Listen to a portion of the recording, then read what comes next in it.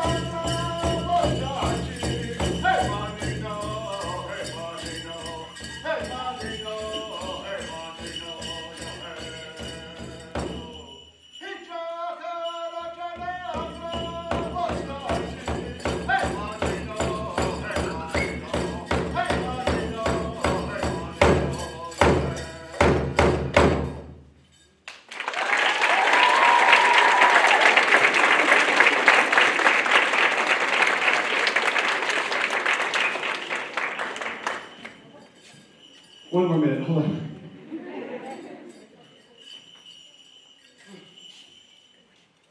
So that's our grand entry. Grand entries are usually done at all of our celebrations, like the powwow, to give a big grand entry of when the when the celebration begins. And all of the spectators get to see all the different styles of dance. I'm a little tired. Not as young as I used to be. I used to do this all the time. So you guys heard the drum. The drum. Here. The heartbeat of Mother Earth is what we call it. The songs that my brother was singing, those are old Ho-Chunk songs. Some of these songs are hundreds and hundreds of years old. We've been singing these most of our lives. We practice every day. There's probably not too many minutes out of the day that we are not thinking of a new song or thinking of an old song. Any experience will just kick up a new or an old song. Come on. Yeah, some of my other dancers showed up. Thank you, girls. The songs. This goes back to how we were taught before Indian boarding schools. How many are familiar with Indian boarding schools? Are you familiar with the tragedies that happened there? Yeah. Yes. So we survived those. Our ancestors went through all that, even our families, our grandparents, our great-grandparents, went through going to boarding schools, erasing who they were, erasing their culture, trying to erase their culture, trying to erase who they were as a person. Trying to teach us how to write English, and our ancestors there that went through all that, they went through abuse. They got the worst abuse handed to them. And their parents were around. They couldn't go home after school and cry to their parents. They stayed right there in that building and slept there. And some died there. You guys familiar that there's graves over there? That is unbelievable, isn't it? Where's the justice for that? How come they're not digging that up? How come they're not trying to find out who these kids are? The government formed that, and they never sent them home. They're unmarked graves now. That is unbelievable. It makes me so sad because I have children. If that was me back then, they would rip my children from me. I had no idea how I'd act to that. I had no idea. And all these things are not being brought up. They're not being taught in schools. So that's why I'm coming here today also, is to put our name on the map as far as social justice goes. We're humans too. We have a story. We once thrived on this land. We once thrived on it. And now we're 0.02% of the population. Lowest graduation rates across the nation, I believe. Even higher education, we're not going to higher education. Who's not fighting for us? I mean, who's fighting for us, I should say. So that's why I'm here. And I try to motivate all of our youth to do better for themselves. College and career oriented. All right, so I got that spiel out of the way. I'll come back to that. But we have our other dancers I'm going to go into an explanation about. I'll go into mine first. This is a traditional grass dance outfit. So the style I'm dancing is grass dance. And the reason why they call it the grass dance is because of the long fringe. And it's supposed to resemble the prairie grass in the wind. Okay? This comes from the Plains tribes, so I was gifted enough to wear this. And so I practice all the time to try to do it right and how it's supposed to look. These are called roaches, Indian head roach. This here is the porcupine hair. And also we have deer hair on it. Then on the top, you see, we have eagle feathers. Now, I have permission to wear these. You need permission to handle those. Not anybody can just handle those, okay? If you guys happen to go to a powwow and you see regalia sitting around, don't touch it, all right?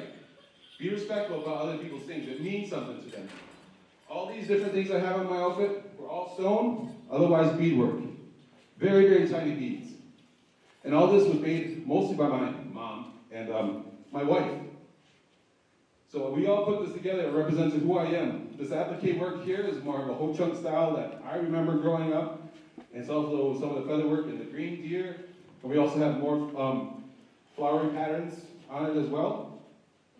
So all this stuff has a representation of me. Okay? So now I'll go into my other categories. Let's see who I have here. Can I have my traditional stand up, please? And men's, traditional and men's, please. Come on up. Stand up in the front. So we're going to go, I'm going to explain their outfits to you. You guys look that way. Line up to the side. Yep, there you go. So we have a northern traditional here. Northern traditional style. A lot of beadwork, turn around. And we have the eagle feather bustle. Okay? So this puts a lot of work into this. A lot of patterns and a lot of intricate work. And turn around. And then we also have beadwork, just like mine. But this is more elaborate. It has a lot more beadwork all the way down. That's a lot of work and a lot of time put into that. It tells on who he is, who his father is, and also he has a headdress that's distinct to the Northeast. Okay? So mine's distinct, usually in the Midwest, but that's distinct more in the Northeast tribes. Okay? That's a traditional Northern. Over here, we have the Eastern War. So this is originated out this way, actually on New England, and they seem to go back to the old style of wear with our leather skins, leather moccasins, and also the Eastern War. So they're ready to go to battle. They have either an axe or a claw in their hand, and everything that they do is surrounded about being prepared for battle or everyday life of a traditional Eastern War dancer. Okay, you'll see it in the dancing. So we're gonna go 2 times through for these guys. And 2 times through. So you guys give yourself some room. We're going to sing 2 times through so you get it. Oh, and I forgot my son over here. He's also wearing his woodland style traditional as well. He's kind of shy right now. But 2 times through. Take it away.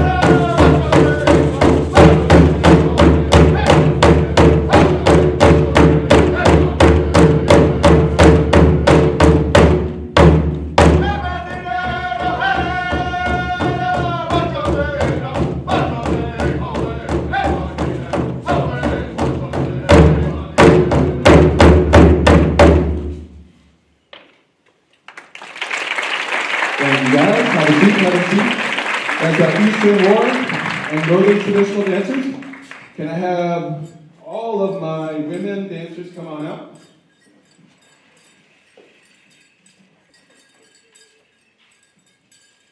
So you guys watch my dancers, you guys see us all in the time of beat of the drum, right?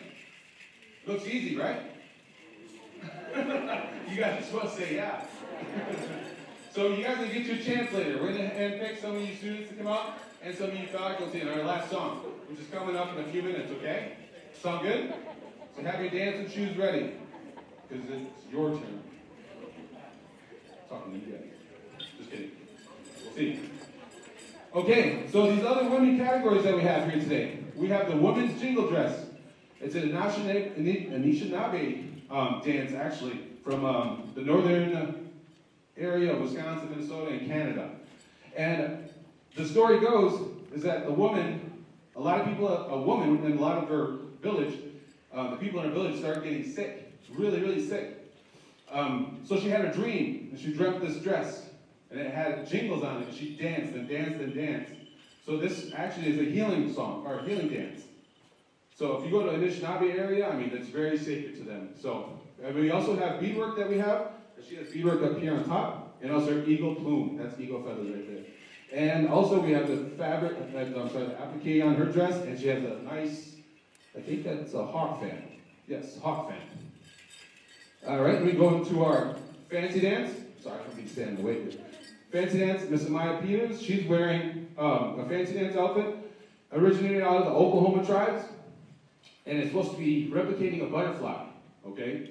So you see her with a lot more fancier moves. That she's going to shake the shawl around. She gets really fancy, and the footwork's a little more upbeat, okay? And see, as she has beadwork on, if you turn around, she also has a yoke that shows all her beadwork as well. All right. And then we have Talia with the same sort of regalia. She's dancing also, dancing women's fancy, and along with her daughter, dancing jingle just dancing. So this is a little more fancier dance. So we're going to take this for you 2 times through, 2 times through.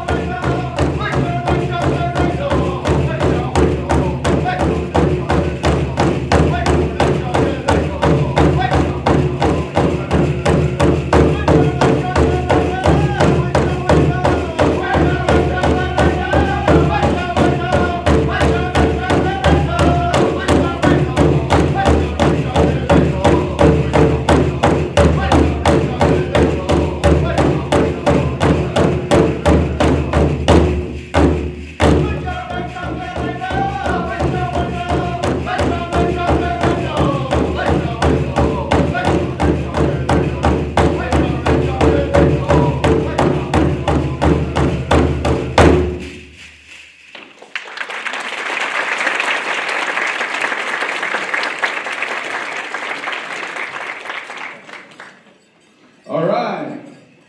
That picked it up a little bit, huh? You guys like watching that too? All right. Waiting for a treat here. We got men's fancy, Mr. Chinoke Pocket. Men's fancy dancers. So if you guys see right the distinct area, if you turn around, you'll see his bustles. He has 2 bustles, very fancy looking bustles on him. And it's, again, not traditional, only wears 1, fancy wears 2. Fancy, this is another Oklahoma style that was taken from the Oklahoma tribes. Actually not taken, but borrowed. It's a style that we all are familiar with. If you turn around, Mr. Chinoke, see he got his regalia, he has his beadwork on. He has also Angoras at the bottom along with his bells and his beaded moccasins, all right? So you're in for a treat. This is always a faster dance, and it's always good to watch at Powell's because the guys go a million miles an hour. And also, you guys, just to let you know, there's a lot of champion dancers up here, champion singers. So across the nation, they have these Powell's, and sometimes they have competitions. And some of us have won at them, some of us not, but I mean, they're all champions in my book. So you guys are in for a really big treat today, okay? Or you've been in a big treat. Take it away.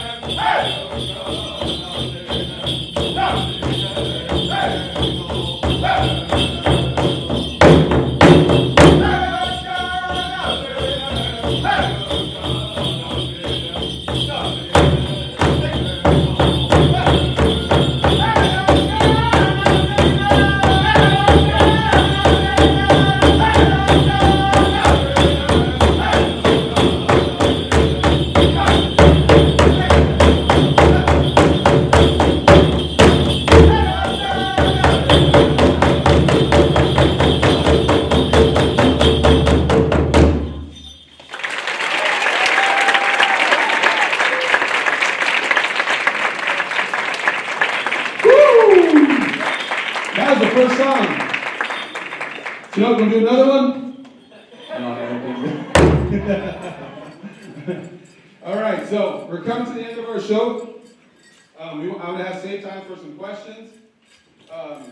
So let's get our dancers pick one person, bring them out for our last song.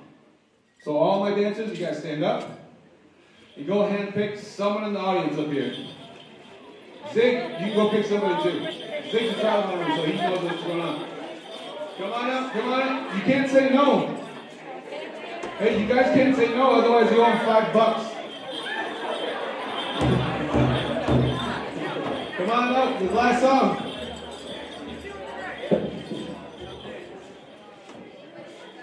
Come on up, come on up. Our last song, last song. All right, Matt, come on up. Carol, come on up, don't hide. Carol put this on, I've been in contact with her. Thank you so much, Carol, come on up. Come on, come on. All right, you guys are going to dance around this way. So point late, face that way, and go around the drum. Around the drum. Dancers, show them how it's done. Lead the way. Oh, round dance, guys. Round dance, round dance.